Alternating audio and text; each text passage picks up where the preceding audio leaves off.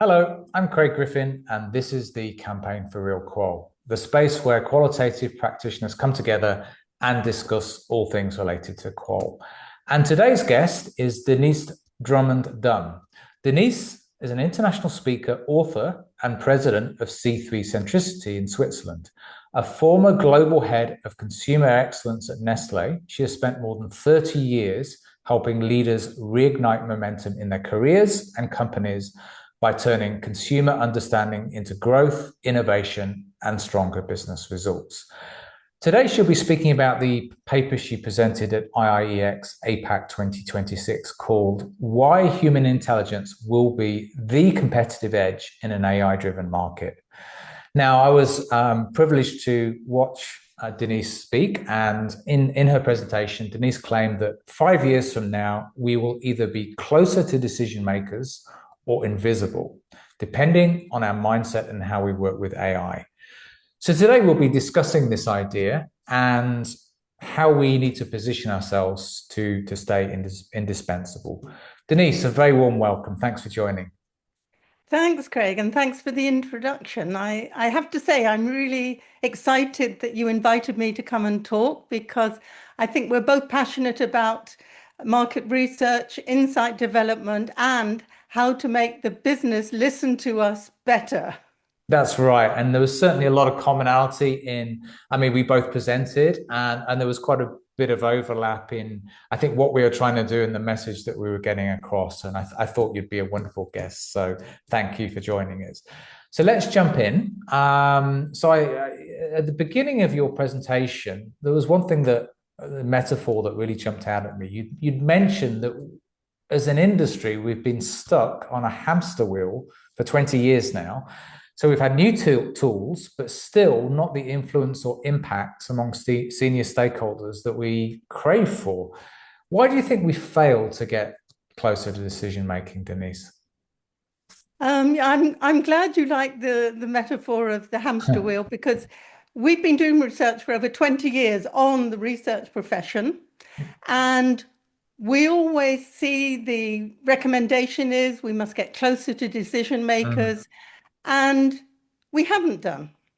And I think over the years, we've improved the tools. We've gotten faster because, of course, businesses always want answers faster and faster. And we've made research more efficient. But I think a lot of people, a lot of market research and insight teams are still stopping at what we learned instead of what should the business do now. And that's the real gap. Because if a stakeholder hears a great debrief of a research project and still doesn't know what to do with it, what choices to make, it stays interesting, not influential. And I think that's the bit that we often miss. And for me, the issue was never about effort or quality. It was much more about making our work more than just descriptive. And I think that's where we failed miserably. We are comfortable behind our computers most of the time. And Yeah. unfortunately, as a result, we're not getting closer to decision making. And we're not making it any easier on ourselves because we have that understanding. We have the recommendations we could make, the clear actions, but we seem hesitant to actually propose them. Mm, mm. What? That's interesting because I think, listening to that, we all intuitively know that our job is to drive decision making. This has been drummed, as you say, for 20 years now, various industry reports telling us we need to do that. So we kind of know this, but is it a confidence thing? Is it a mindset thing? What do you think it is? I think it's a comfort thing. And I think we need to get uncomfortable with what's happening to actually make changes. And I think this happened, first of all, when we started doing quant online, and suddenly marketers and business professionals were saying, well, we don't actually need market research anymore. We can do it ourselves. And I think we are now in a similar situation with AI because AI can produce dashboards in seconds, whereas it takes us hours, if not days, to develop one. And when AI is producing things faster and dare I say, sometimes even better than us, we have to feel that discomfort and say, well, what is left for us to do? What are we good at that AI can't do? Because if we continue to do the same old research and the same old, what we consider value added work, we're going to be replaced. Yeah, yeah. And I think that brings us nicely to my next question, because there were at least 3 or 4 papers at the conference that were tackling this question: what makes us uniquely human? I think your paper addressed it. I know the paper that I presented with Dave McCocken talked about that, and there were at least 2 more papers. So what's your take on this, Denyse? What remains uniquely human in a very AI kind of world? It's a great question, and I think this is the key to our future. We all know that AI brings velocity, volume, and variety. And I have identified what I call my 3 Cs. You'll probably notice everything about me is three. C3 centricity, DDD for Denyse Drummond-Dunn. So I talk about the 3 Cs, and I know you have a slightly different context. You talk about the 5 Cs, and I would love Yes. to hear more about that. But just to answer your question, my 3 Cs are context, compassion, and consequences. And that, I think, are the 3 areas where we can really reevaluate what value we're bringing to businesses. So the first C, context, is about knowing what matters in a company. And this is what matters to stakeholders, and what challenges, what pressures are they suffering from. Now, AI can process huge amounts of data, but it doesn't understand the room. And of course, in Qual, that's what it's all about. Yeah. AI can now synthesize, summarize, and make recommendations based on even Qual research, or even run it independently. However, it's the human take that matters. And to be fair, this is what really we need to get better at, is reading the room, reading consumers, and understanding that a pause before an answer has a different meaning from an answer that can use exactly the same words, but is given immediately. So I think 2 businesses could look at exactly the same phrase or answer and still get 2 very different responses, depending on whether you use AI or human involvement. And I think that's where the context of what we see, especially in qual research, matters a lot. The second C is compassion, because it's all about human understanding. And as I said, we understand human vulnerability, a hesitation, as I mentioned, or contradictions. We're full of contradictions when we speak about things. And again, AI, at least today, is not picking that up. So it's understanding not just what people say, but how they say it, how they feel, and the underlying currents of maybe fear or embarrassment, and how they're trying to protect, in a way, their image. And that matters if we want to understand consumers. And I think that's what makes real qual so important today, when we're depending so much on AI and quantitative data. And then the third C is consequences. And it's our job, not AI's, to say, why does this matter? What should we do? And what happens if we ignore it? And as I said, that judgment needs to stay with us. AI can't know everything about a company. We still need to say why it matters and what the company should do about it. And I think that's, again, as I mentioned before, where we fall short. So AI can do the heavy lifting, yes, but it's up to us to bring that more valuable human judgment to what should the company do now. And you know, we hadn't met before the conference, and we certainly hadn't swapped notes with our presentation. But I mean, there was a remarkable similarity in how we were approaching this, because you came up with the 3 Cs, and with Dave in our paper, we referenced the 5 Cs, and I'll just quickly go through those just to show viewers the similarity. We may have used some slightly different language, but ultimately it was the same message. So our 5 Cs were context, contradictions, which you talked about already, culture, commercial application, which I think was your consequences, basically, and that final C was conviction, which again I think talks to your consequences. And I think particularly I've been thinking a lot about this conviction recently and the importance of it, because I think there's a danger we give away too much of our power to the tools. The tools don't give conviction. People give conviction. And if I think about all the great qualitative researchers I kind of grew up learning from, what they were great was standing up in a room and embodying those insights, because they'd moderated, because they'd felt, the learnings, and they could just, live and breathe the study, and that came through in their conviction about what you need to do. And I hear that in your consequences as well. So there's I think we're both pretty much saying the same thing using the C's framework. Okay. Do you have, Denyse? I remember in your presentation, because I think there's a danger with this, that we talk abstractly about concepts, but it's always nice to bring in some project examples where you demonstrate the value of human intelligence and judgment. Do you have anything that you'd be willing to share with today with us? Yeah, absolutely. And I'll use the same examples that I shared in Bangkok because they resonated very much with people. And they're two great examples of work that I've done with clients exactly in the area we're talking about. The first one is for a well-known beverage company who wanted to propose a healthier alternative to cola.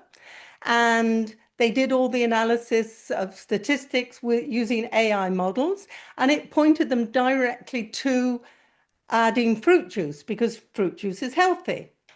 And it was only when they did a market test and the team went along to the stores in the evening after work and watched commuters picking up the soft drink that they wanted to take with them on their commute. And they noticed that people were picking up the can, turning it around, reading it, and then putting it back on the shelf. And that pause wasn't rejection, it was confusion, because the other thing that the team noticed was that consumers, when they picked up this new product, they were comparing it to what they were apparently normally taking, which was an energy drink. Oh, okay. Not to other juice-based Yeah. drinks. And that was a real surprise that, again, only human qual could have noticed ethnographic work in this case. Yeah. And they discovered that what the commuters were wanting was a healthier lift without that hardcore energy vibe of energy drinks. So they changed the brief, they changed the message on the packaging, and it became perfectly clear. And people started choosing that drink instead of their energy drink. And it became a whole new category that then the competitors wanted to get into. So that's a clear example of where AI did the heavy lifting, but it was only through qual and the human eye and human judgment and human understanding that they could correct, not the product in this case, it was the positioning and the explanation of the product. So that was one example.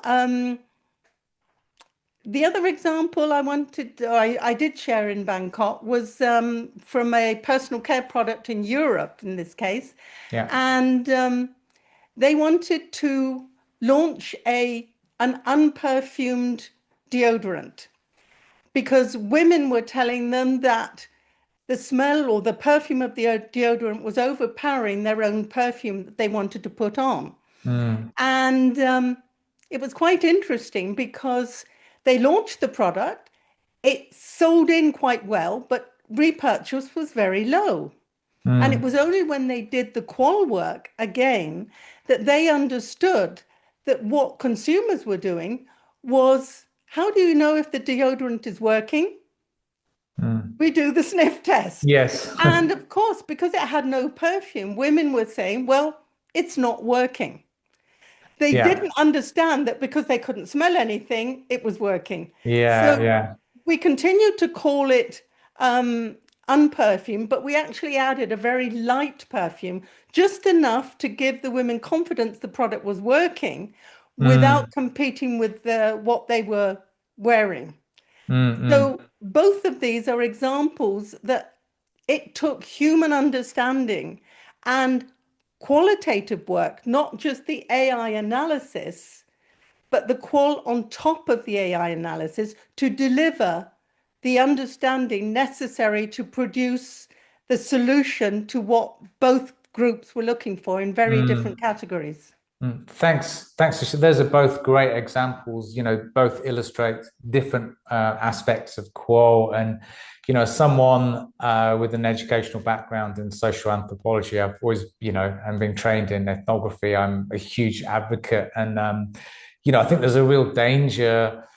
What concerns me sometimes is the new generation of researchers that are using a lot of the quality scale platforms, which they're great to have these platforms, and I think they certainly are brilliant in our toolkit. But if you haven't been exposed to observation and you haven't had those aha moments when you've observed something and you've noticed a contradiction, or as you say, confusion or something like that, and then be able to follow up and find out, okay, what's really going on here. Unless you've experienced that, you can possibly never truly understand the power in these so-called traditional approaches. So I think those are great examples, Denyse. Thanks very much for sharing. Now, I think we have to acknowledge that we are in a time when, and I speak with a lot of friends in the industry, and there is definitely now a concern amongst a lot of qualitative practitioners about their livelihoods, because there's a massive disruption, and there is not just concern for the livelihoods, but also about the potential decline of the craft of qualitative research. Every day when I go on LinkedIn, I find somebody else writing about this. So there's a real anxiety and concern out there. So I have to ask this question, Denyse. Do you think is now a good time to be a qualitative researcher? Absolutely. And I think it even is wider. I think researchers in general, not just qual researchers, are worried about the future. Mm. But I think it is a good time, especially in qual, but we have to do things differently. It's the Mm. perfect time to make a step change and to stand up to the discomfort that AI is bringing to research in general. I think some of the traditional tasks around qual can clearly become faster and cheaper, Yeah. and in some cases automated. I think we have to Yeah. accept that. Yeah. But to be fair, the pressure is real on qualitative researchers to stand up for the need for human understanding. I think both my examples clearly show Yeah. that Mm. if the companies had not done that qualitative work, in this case observation, they would have missed huge opportunities in two product categories that became Mm. very quickly huge, which they dominated because they were the first ones to really understand Mm. what consumers wanted. And I think that is where the value sits in quals changing. And I think Mm. the judgment side is what will become more valuable. So I don't think it's the end of qualitative research. I think it's the end of the narrower version of it that we have been used to up until now. Mm. Mm. And I have to say, Craig, we didn't meet before Bangkok, but I'm a huge supporter of what you're doing and the campaign for Real Thank Qual. you. Because if there wasn't a time for us to stand up and say, we are the part that really matters and it Yeah. can't be done by I don't know, for me, it's a gift to qual researchers. So, yes, it's a great time to be in qual research, but not if we continue to do the same way. Yeah, yeah, and thanks for sharing those kind words. That was the intention with the campaign, to really be not anti-tech, because we're definitely not, but just pro-craft and championing the values of qual and making sure that those core things that make qual great, we keep as we evolve. And that I think that's the message that the balance I always try to reach out there. And I think one thing I noticed that at this conference particularly, because I think every conference in the last 2 years has been dominated by AI, and actually it was our mutual friend Dave McCulkin that mentioned that in this conference it was a refreshing change to see insights and learnings and breakthrough work that came from not necessarily to do with AI, but just other methodological innovation. So it was kind of nice to return to that, and not everything new and shiny.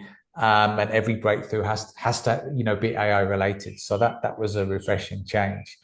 So I think it's quite clear, and I agree that, and I think the word discomfort actually nails the period we're in. We're in a period of discomfort and maybe introspection. I would say I would add to that we're kind of okay. What's our value? How do we dial that value up? How do we understand human intelligence compared to artificial intelligence, and dial up the things that we're really good at? So I think there's a necessity to adapt, as you say. What do you think specifically for qualitative researchers, how they need to adapt to really thrive in moving forward? Well, as I said, they've got to start doing things differently. And I think make sure that they go beyond reporting. I think that the value that we can bring to the conversation is in the understanding of consumers. And so for me, the first is obviously we're going to have to get comfortable at turning our understandings into strategic action. We need to be more confident. You talked earlier about we lacking in confidence. I just think we haven't done this in the past. And I think we need to stand up and clearly say, yes, AI or quantitative or our desk research showed us this. However, we know from speaking to consumers, from following consumers, from talking to consumers, that this is what people mean by what they say and what the business implications are. Not just this is what they're saying, but what should we do? Instead of, for example, consumers are confused, to say consumers are confused and this confusion is creating hesitation at point of sale. So they either put the product back on the shelf or they buy a competitive product. And I think that's a different level of value that we can bring. I think also, and this is where AI can be a help, is synthesizing, because unfortunately, Qual in particular delivers a huge amount of information. Yeah. And I think that we can use tools to synthesize, but again, we need to make sure that we bring the judgment into that synthesis to make sure that everything we've got, and to be honest, we're all drowning in information and more today with AI and everything being automated. And I think we need to get more comfortable at saying, what is a real signal that something is changing and what is just noise? And how should we act on that signal? I think we might have just added, sorry to interrupt, Denyse. I think we might have just added two more C's there. So confidence and curation, because what you were really talking about was knowing, the problem that we're drowning in data. And I had my last guest, Andrew Thurkelson, we were talking about this point that we've never had so much data, and the sense making is the real skill. So maybe we could call that curation and extend our C's framework. I mean, it's sad to say we've had more information. We have more information today than we've ever had, and yet we don't understand consumers any better. And to be honest, the innovation rate is still high and the innovation success rate is still abysmally low. Yeah. It's Yeah. embarrassing that we know Yeah. so much about the consumer, or we should do, and yet Mm. we're not improving our marketing and our brand development. Yeah, yeah. I think so. I think that's great advice.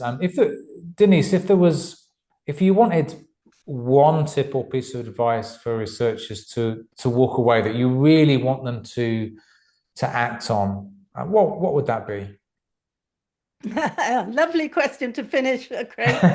I would say that AI is not making human understanding less important. It's making shallow, lazy work, which unfortunately AI is encouraging, much easier to replace. And that creates pressure on jobs. So Mm, the real opportunity for us is to bring judgment, meaning, and consequences to the decision table. And I think that's where the future of qual research sits.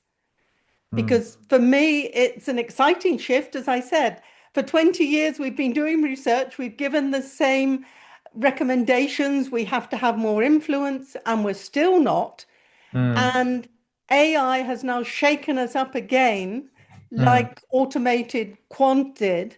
And we should really now see that the best people to field the permission to step into a bigger role in research are qual researchers, because mm. they have a job that AI cannot replace. And that's a really nice note to end on, especially given as I say, the anxieties that a lot of people are experiencing at the moment. And I thank you again, Denyse, for joining us. I know that especially in your role, with Nestle, you've been as a client close to that decision making, so you've got a unique perspective on the industry and how we can lift ourselves up. So I really appreciate you joining today and sharing your experience. So thank you.